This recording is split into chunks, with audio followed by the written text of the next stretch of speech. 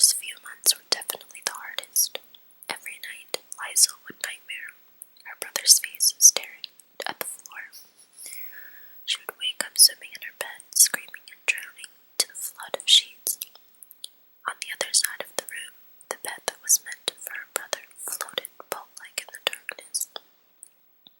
Slowly, with the arrival of consciousness, it sank, seemingly into the floor. This vision didn't help matters, and it would usually be quite a while before the screaming stopped. Possibly the only good to come out of these nightmares was that it brought Hans Huberman, her new papa, into the room to soothe her, to love her.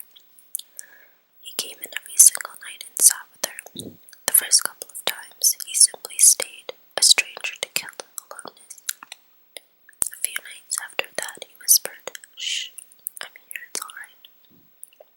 After 3 weeks, he held her. Trust was accumulated quickly due primarily to the brute strength of the man's gentleness, his tenderness.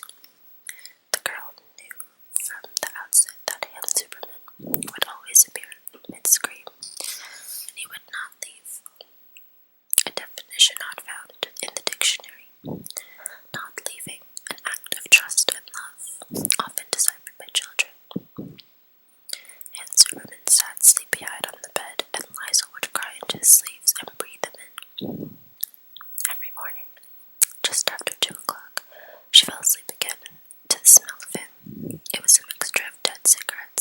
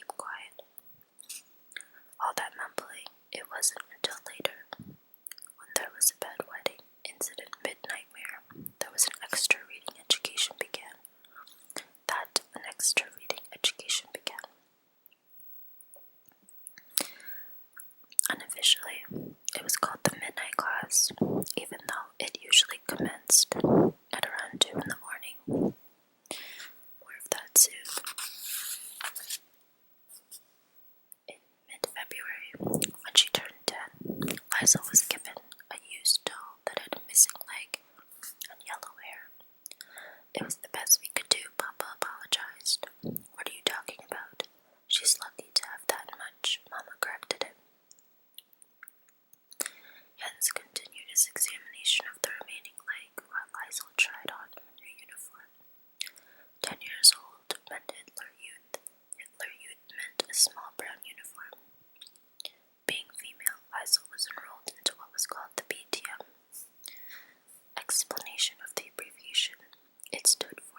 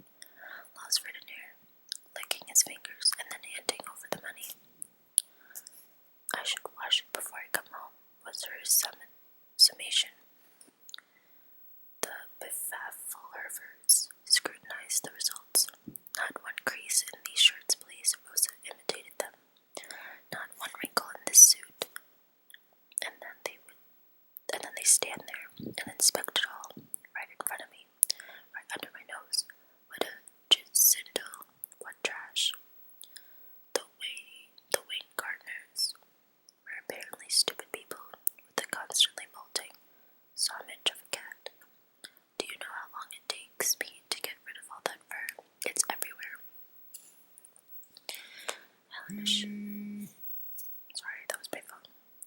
Helena Schmidt was a rich widow. That old cripple sitting there just wasting away. She's never had to do a day's work in her life. Rosa's greatest disdain, however, was reserved for 8 Grand Strasse, a large house high on a hill in the upper part of Mulching. This one, she'd pointed out to Liza the first day they went there, is the mayor's house, that crook. His wife sits at home all day, too mean to light a fire. It's always freezing in there, she's crazy. She punctuated the words absolutely crazy. At the gate she motioned to the girl. You go. Liza was horrified. A giant brown door with a brass knocker stood atop a small flight of steps. What? Mama shoved her. Don't you want me? Samich, move it. Liza moved it. She walked the path and climbed the steps. Hesitated and knocked. A bathroom answered the door. Inside, a woman with startled eyes, hair like fluff, and the posture of defeat stood in front of her. She was Mama at the gate. She saw Mama at the gate and handed the girl a bag of washing. Thank you, Liza said. There was no reply, only the door it closed. You see, said Mama, when she returned to the gate. This is what I have to put up with, those rich bastards, these lazy swine. Holding the washing as they walked away, Liza looked back. The brass knocker eyed her from the door. When she finished berating the people she worked for, Rose Superman would usually move on to her other favorite theme of abuse, her husband. Looking at the bag of washing in the hunched houses, she would talk and talk and talk. If your papa was any good, she informed Liza every time they walked through Mulching. I wouldn't have to do this. She sniffed with derision. A painter. Why marry that harsh slodge? That's what they told me. My family, that is. Their footsteps crunched along the path. And here I am walking the streets and slaving in my kitchen, because that circle never has any work. No real work anyway, just that pathetic accordion in those dirt holes every night. Yes, Mama. Is that all you've got to say? Mama's eyes were like pale blue cutouts, pasted to her face. They'd walk on, with Liza carrying the sack. At home, it was washed in a boiler next to the stove, hung up by the fireplace in the living room, and then ironed in the kitchen. The kitchen was where the action was. Did you hear that? Mama asked her nearly every night. The iron was in her fist, heated from the stove. Light was dull all through the house. Liza, sitting at the kitchen table, would be staring at the gaps of fire in front of her. What she'd reply, what is it?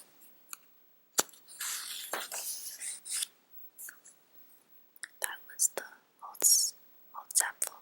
Mama was already out of her seat. Fred Samich just spat on her door again. It was a tradition for Frau Holtzapfel, one of their neighbors, to spit on the Huberman's door every time she walked past. The front door was only meters from the gate, and let's just say that Frau Holtzapfel had the distance and accuracy. The spitting was due to the fact that she and Rose Huberman were engaged in some kind of decade-long verbal war. No one knew the origin of this hostility. They'd probably forgotten it themselves. Frau Holtzapfel was a wiry woman and quite obviously spiteful. She'd never married but had 2 sons, a few years older than the Huberman's offspring. Both were in the army, and both will make cameo appearances by the time they're finished here, I assure you. In the spiteful stakes, I should also say that Frau Holtzapfel was thorough with her spitting too.